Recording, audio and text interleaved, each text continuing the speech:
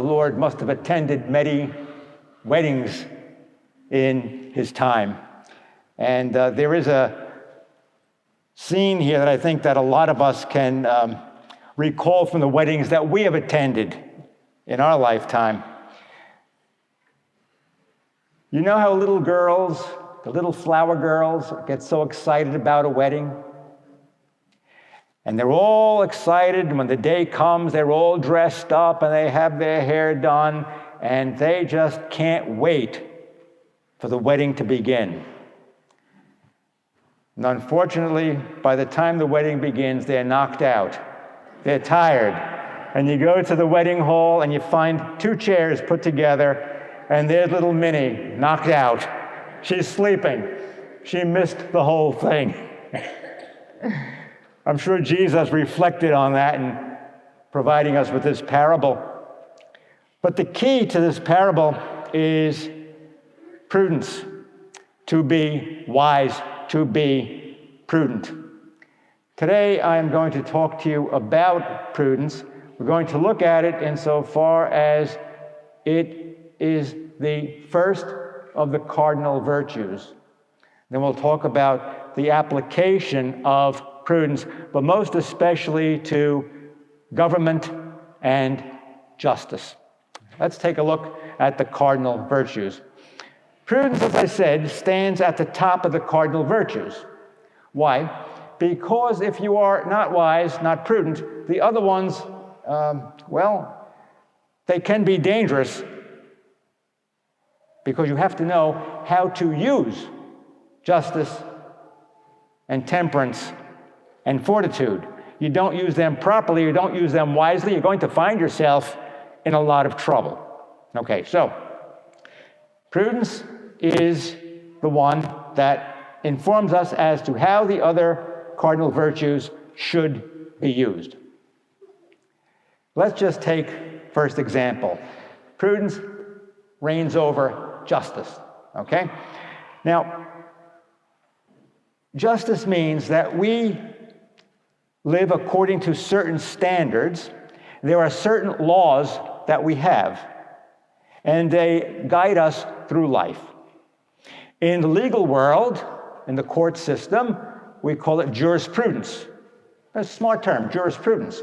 You know, how to apply the law. But it means not just to apply the law, because if the law is simply something like a rule book or something we could put into AI and come up with a solution, that would not be what jurisprudence is. Jurisprudence means that I know the law and I know how to apply the law. That's why we need wise judges, and we're going to talk about this too. We're going to need wise politicians. Ha-ha. We'll talk about it. Okay. Let me just give you an example with jurisprudence, and then later on I'll give you some more examples. Some of you may have come from the late, great state of New York, okay? Some of you might remember the Rockefeller laws. Remember the Rockefeller drug laws? That meant that 3 strikes, you're out, and there was no room for extenuating circumstances. So it was a politician trying to show how tough he was going to be on crime, and most especially when it applied to drugs. And so someone may have been arrested for possession of drugs once, secondly, perhaps for use of drugs. Third time, might have been that somebody was smoking a joint. If it was your 3rd strike, you were out. You were going to jail for life.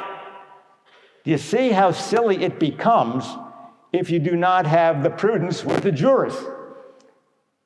But if you construct laws that are such that there is no wisdom put to them, you can have somebody going to jail for life for simply smoking a joint.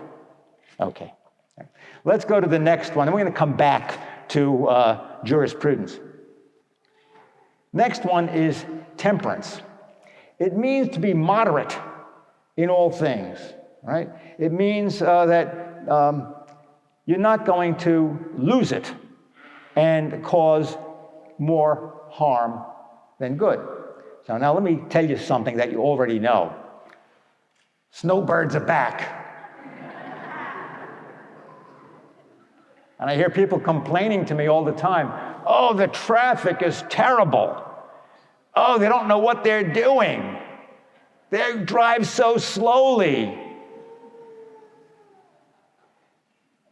Is it a good thing to get road rage?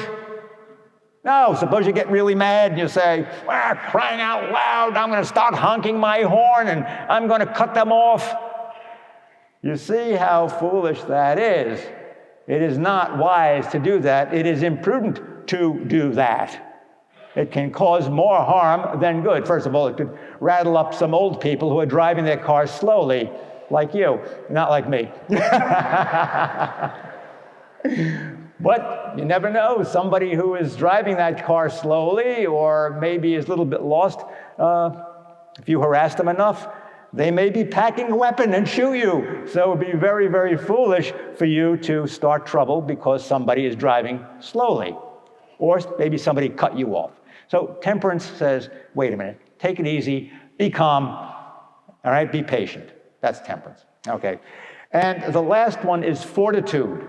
Fortitude. That means to be brave, okay? You might be brave, but you better take stock of the situation that you are in. How many remember that movie, Raiders of the Lost Ark? All right, remember Harrison Ford? All right. Do you remember that there was some guy that he was going to fight who was a karate expert, black belt, one of those deals. And this guy, was kicking his legs up and twirling his arms and twirling his stick that he has. And Harrison Ford takes out his gun and boom. Oh, that guy was brave, but he was dead. So don't be stupid. That's the message. Don't be stupid. Okay. Those are the cardinal virtues, and reigning over them, as I said, is the virtue of prudence.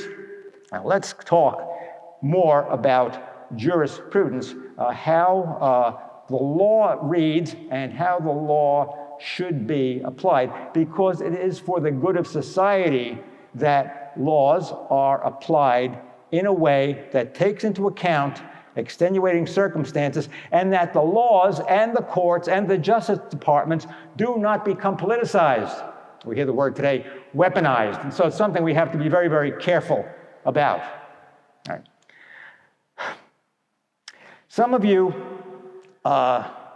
may recall when President Clinton was running for office back in 1992, there was a case that involved capital punishment. The perpetrator of the crime was a man named Ricky Ray Rector. Ricky Ray Rector. Now, Ricky Ray was a bad guy. He committed a crime and he killed some people. And he got the death penalty. And it went through a number of appeals, and all of the appeals were denied. The last step was that it had to go to the governor of the state, and Clinton was the governor of Arkansas. Okay? Now, Ricky Ray Rector, after he committed his crimes, took the gun and turned it on himself and shot himself in the head. And even though he survived, his mental capacity was about that of a 5 or 6-year-old. But Clinton wanted to show that he was tough on crime. And so he was going to go back, and he did go back to Arkansas to sign the death penalty.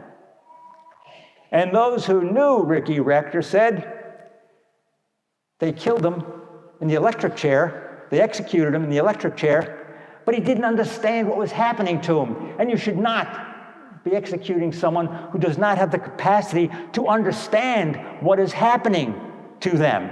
And that's good law. And they tell us that as he was having his last meal, the guards came to get him, bring him to the execution chamber, and he said to the guards, "Could you leave it there and I'll finish it when I come back?" You see, politicians use the law to show they're tough. Politicians use the law to get elected. That is detrimental to society. It's detrimental to the legal system. It's detrimental to justice. As a matter of fact, it's pathetic to execute someone who has the capacity of a 5 or 6-year-old child. All right, let's take another case, and this one is closer to home and even more recent. We all know the horrors that took place at the Margaret Stoneman Douglas School here in Florida. Nicholas Cruz went into that school and murdered numerous people, students and teachers. His case went to trial. He was found guilty, and rightly so, found guilty. And when the time came for sentencing, it requires all 12 members of the jury to sentence someone to death. One person on the jury said no. And that infuriated a lot of people. And so our governor, Ron DeSantis, said that he was going to get the law changed, and he has. It's now only 8 members of the jury have to convict for death. The 12-member jury is something almost sacred. Comes back to the 12 tribes of Israel, the 12 apostles, and throughout common law and throughout civil law. And it's there because it's to make sure that justice is meted out in a proper way and that justice does not become politicized. And that we treat people in a fair and a humane way. That's why prudence reigns over justice. And many of our politicians are lacking the virtue of prudence. They think that anything goes to help them get elected or reelected. That's imprudent. It's detrimental to America. America stands for justice for all. It's detrimental to those people who are accused of crimes. They're not getting the best that this nation can offer them in our justice system. It's detrimental to each and every one of us. Why? Because it tears down our concept of what America stands for and what America should be. It's freedom and justice for all. I wanted to talk about this weekend because it's Veterans Day weekend. It just happens to fall right in line with the prudence that Jesus calls for in the gospel. We have many men and women who have served this country, veterans. Many have died, shed their blood for this country to preserve freedom and justice. Many have come back from wars, unfortunately, physically, mentally, and spiritually maimed. We cannot let their sacrifices be made in vain. American people can only remain great when we observe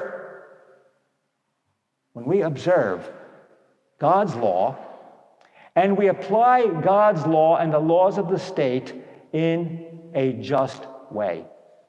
And so today, what I'm going to ask you to do is to pray.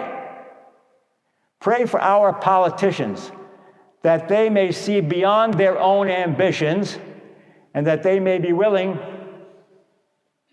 to act in a prudent way to save this great country of ours. God love you.